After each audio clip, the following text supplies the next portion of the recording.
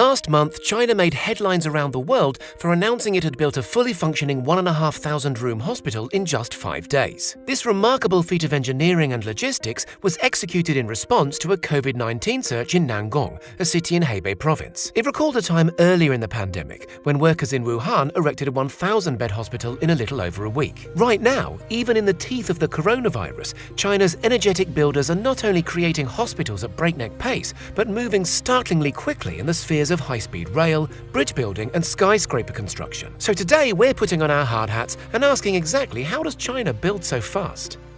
China's modern economic boom is little short of dazzling. Ballooning national prosperity has lifted hundreds of millions of people out of poverty, urbanized its citizenry faster than any other civilization in human history, and created some pretty awesome infrastructure projects along the way. Not least the world's largest dam, the world's biggest airport, and a veritable forest of shiny new skyscrapers. Most strikingly, the People's Republic has spent over $300 billion on almost 40,000 kilometers of high-speed rail infrastructure, putting it light years ahead of every other country on Earth, and proving its commitment to a sustainable public transport-centric future for its 1.5 billion citizens. Not bad when you consider that project only really got started in 2008. So how are they doing it so fast? Part of the answer lies in awesome technology. Take the catchily named SLJ 900, colloquially referred to as the Iron Monster. Designed by the Shijiazhuang Railway Design Institute and manufactured by Beijing's Wow Joint Machinery Company, it represents nothing short of a paradigm shift in railway construction. China's often rugged landscape means that much of its rail network requires raising up on bridges or viaducts. Traditionally, these viaducts are constructed using heavy-duty cranes, which painstakingly lift narrow wedges of span into place. The Iron Monster takes a rather different approach. Rolling along already completed bridge sections on its 64 wheels, it proceeds to slide great long sections of new bridge out over the void to be laid onto the next pier. This span is then secured, after which the monster rolls back to collect the next section, fabricated trackside in a temporary factory that moves alongside the project. Not only does it look amazing, but this 580-ton, 91-meter-long beast helps the railway get built faster and more cost-effectively than more traditional techniques. A similar, even bigger cousin of the Iron Monster, known as Kunlun, is currently building the colossal 9.1-mile Meizhou Bay Bridge in China's southeast. Kunlun is capable of shifting vast 40-meter-long, 1,000-ton box girders. The sheer heft of these almighty machines makes them significantly heavier than any train the viaducts will ever be expected to carry, which is probably quite reassuring from a safety point of view. When finished, trains will hurtle along these tracks at anywhere from 120 to 220 miles per hour. But the Chinese aren't stopping there.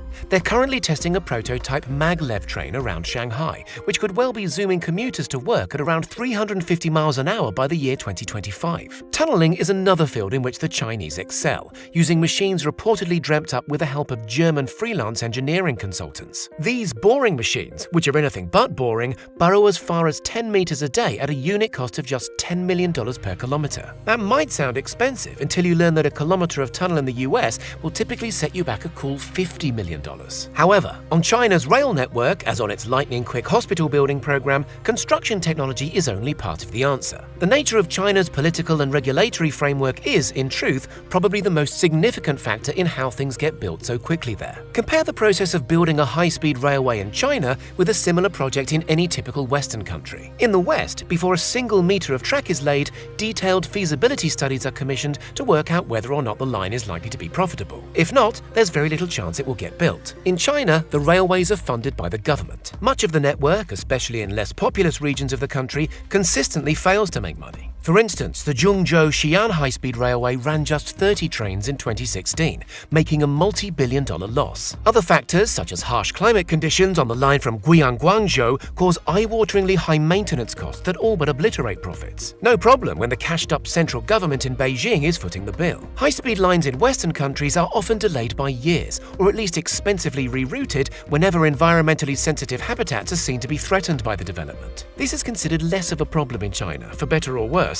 and so things move quite a bit faster. Another problematic hold-up endured by developers in the West concerns the purchase of land, which is often prohibitively expensive and can condemn even well-run projects to years or even decades of slugging it out in the courts. In China, again, the situation is very different. If the government decides it wants the land, it simply takes over the lease.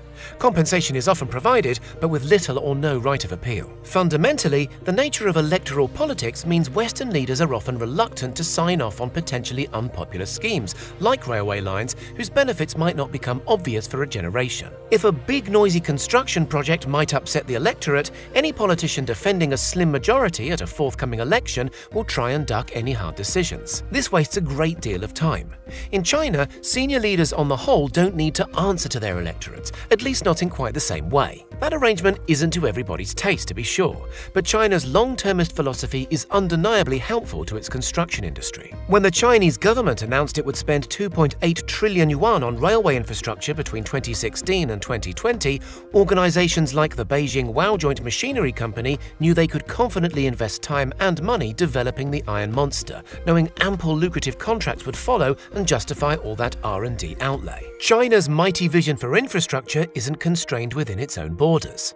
In 2013, leader Xi Jinping announced what became known as the Belt and Road Initiative, a vast scheme designed to establish modern railways, roads and shipping lanes across great swathes of Asia, Europe and Africa. In May 2017, for example, a railway was built on the Chinese model using Chinese machines between Mombasa and Nairobi. Its sleek modern tracks marched across the Kenyan countryside at a lively clip of 700 meters per day. And the project was completed not just on time, but fully 18 months ahead of schedule. Not every construction project China undertakes is underwritten by the public sector, to be clear. The country's boom in high-rises is very much a function of private enterprise.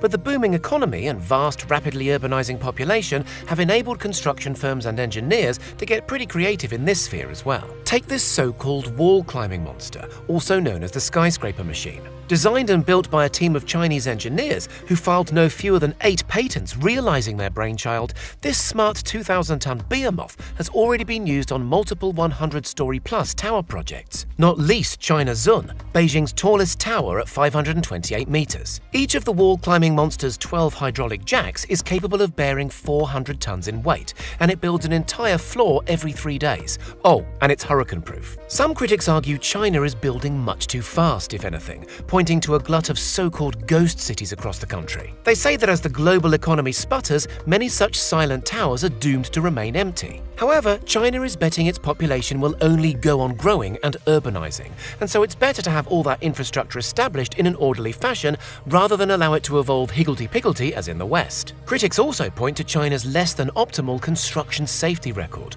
or poor worker rights, and suggest that while a hospital built in 5 days might look great in propaganda videos, it's unlikely to stand the test of time. Why?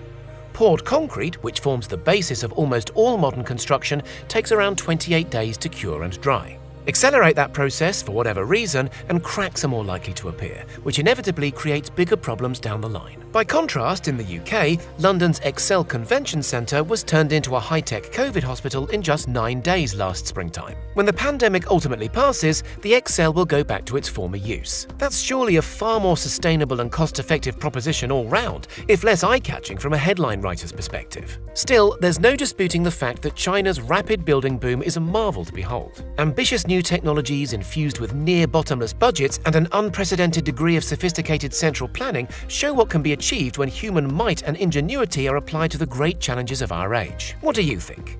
Is China's trade-off between representative politics and effective infrastructure programs worth it? Let us know in the comments, and please don't forget to subscribe for more highly constructive tech content.